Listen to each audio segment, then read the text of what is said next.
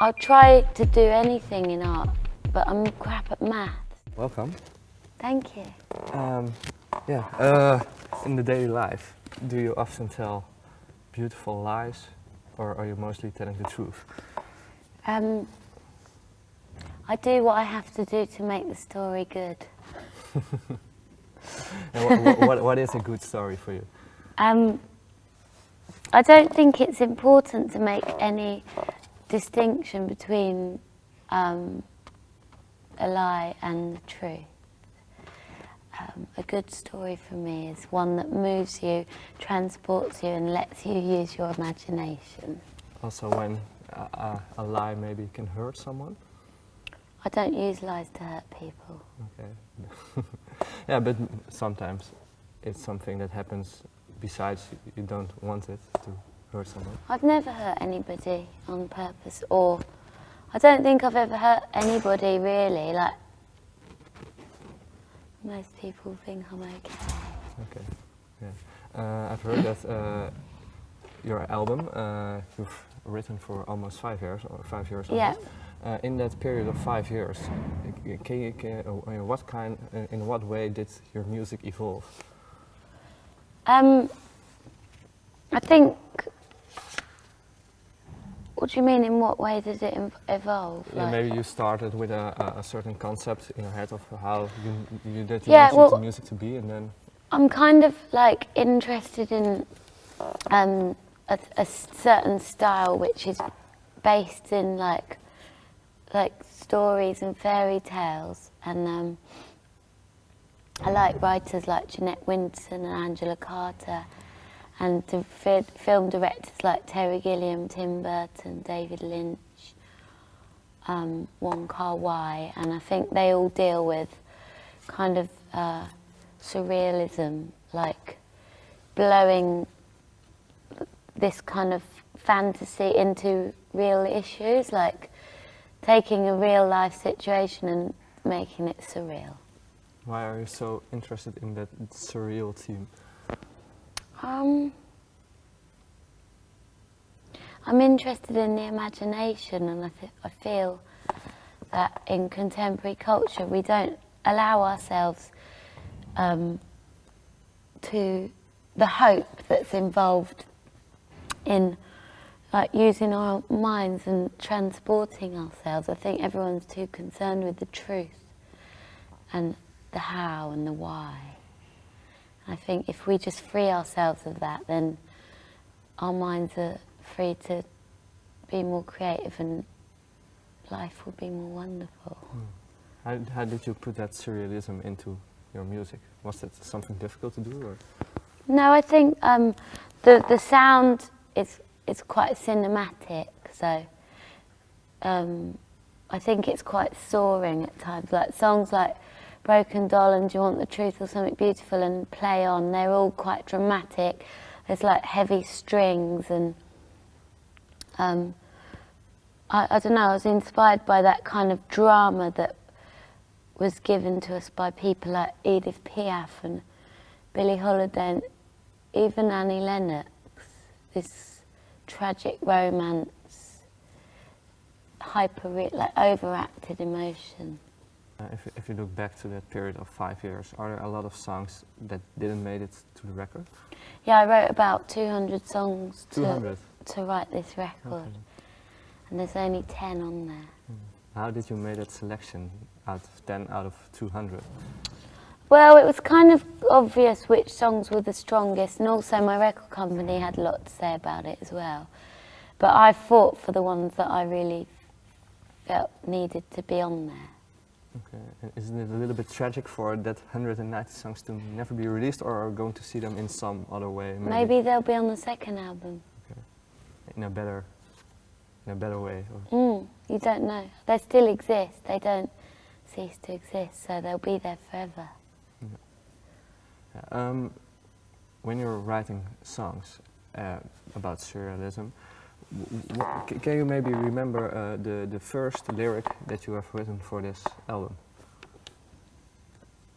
I can't think of the first lyric. I know that Broken Doll, which is on my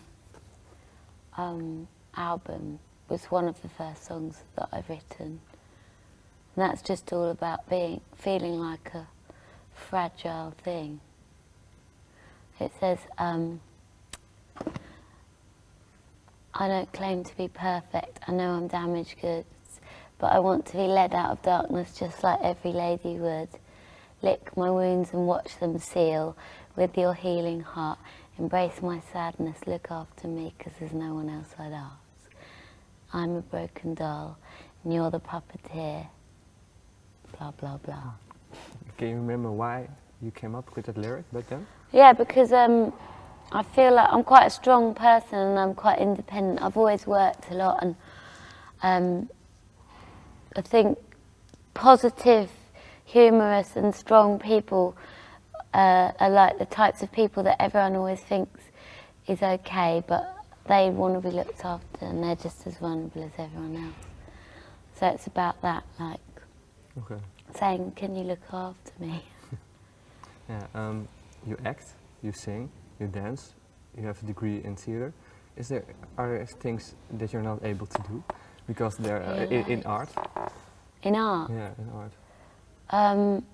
I'll try to do anything in art, but I'm crap at maths.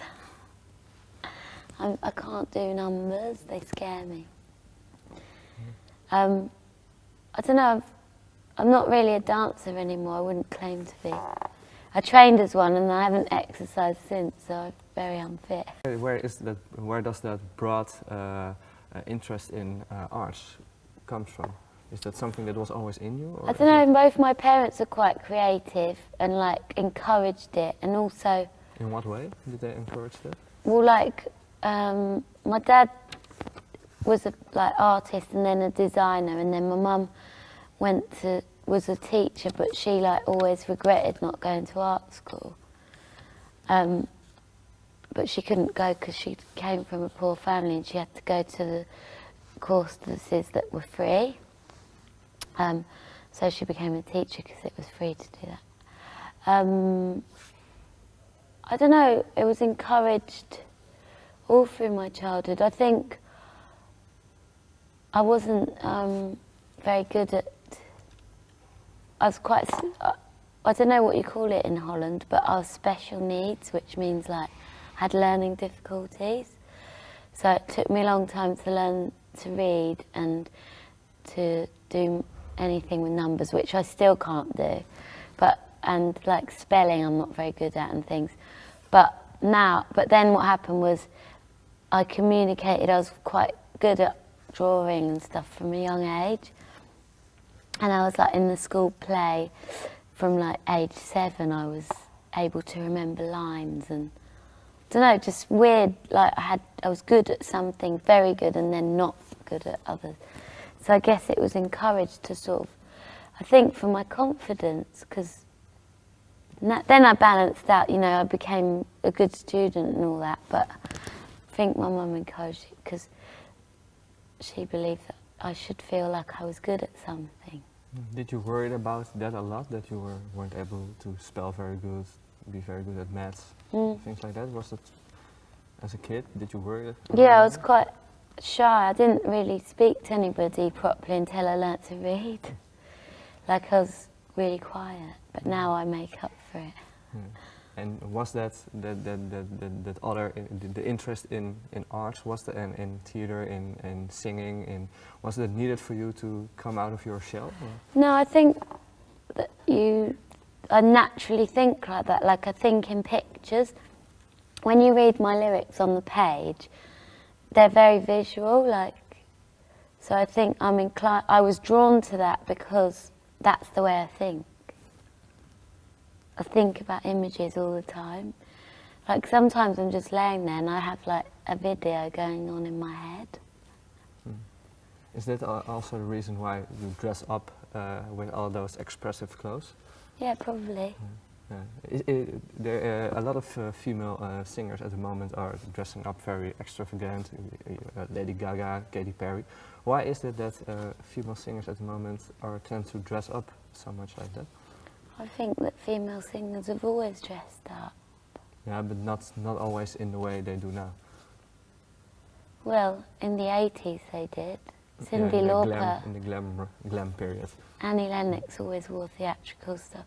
I don't think there's any such thing as a new idea. I think it's really weird that everyone's always saying this is this phase and this is this phase. But I think we've always done everything. So. Yeah, but why do you feel so attracted to it yourself? You Because say I you're have thinking like pictures and but I come from a theatre background, and I see performance as like something I switch on and switch off, and part of that is the costume. And I like to reinvent myself. I feel like a bit of a Cindy Sherman sort of character. Do you know the artist? no, I don't know. She like dresses herself up and takes photographs of herself as different characters.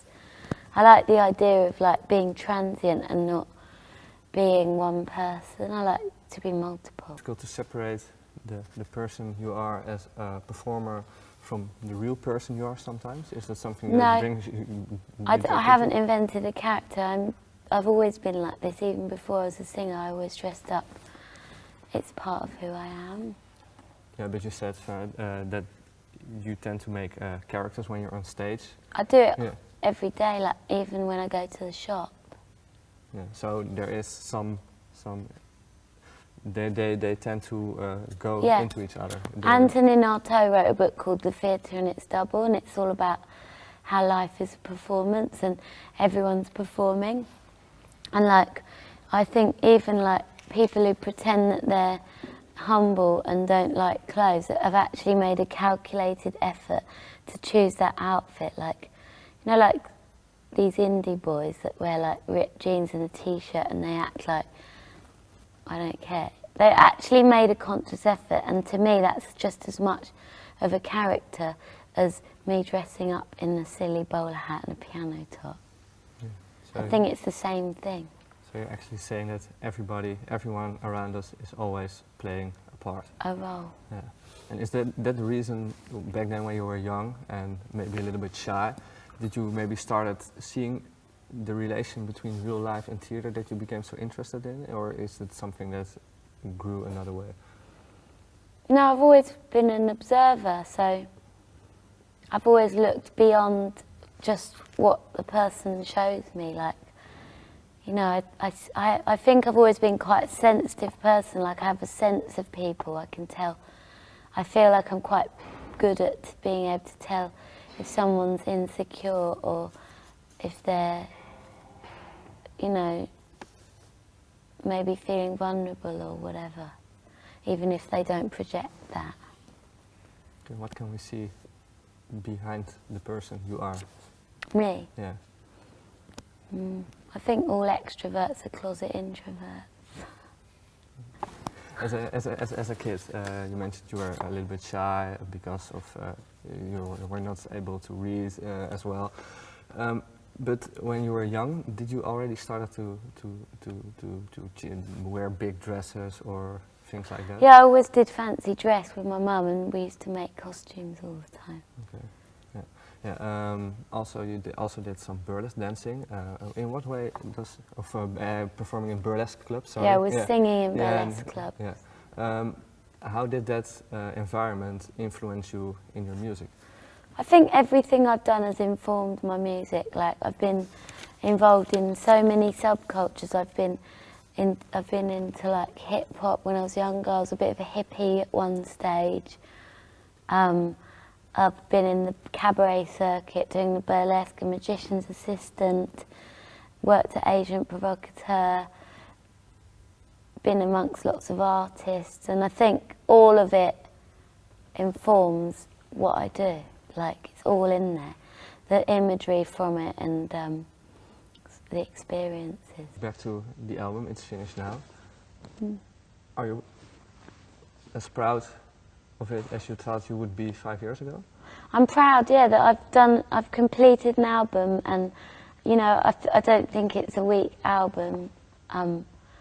I feel like it's the beginning of hopefully something long term, because I want to keep making albums and keep exploring and working and work with lots of different people. So it's like a taster, really, of what the potential for the future is.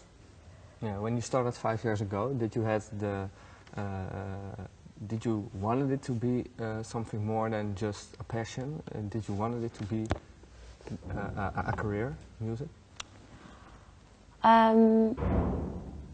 No, I originally thought it was just a hobby, and then when I started to write my own songs, I started to think, oh, maybe people should hear these songs. So. Yeah. And when music becomes a profession, is it still, does it still feel as good as when it's just a hobby? I think performing live, to me, is the best feeling in the world. Like, singing live is just incredible. Why is it so incredible? There's like this adrenaline rush, and for me, like everything that's happened that day or that's going on in my life, it goes away, and I just put it away. And you know, I don't take my problems on stage with me. On stage, I just take something quite pure, I think. It's like escapism. It's like a drug.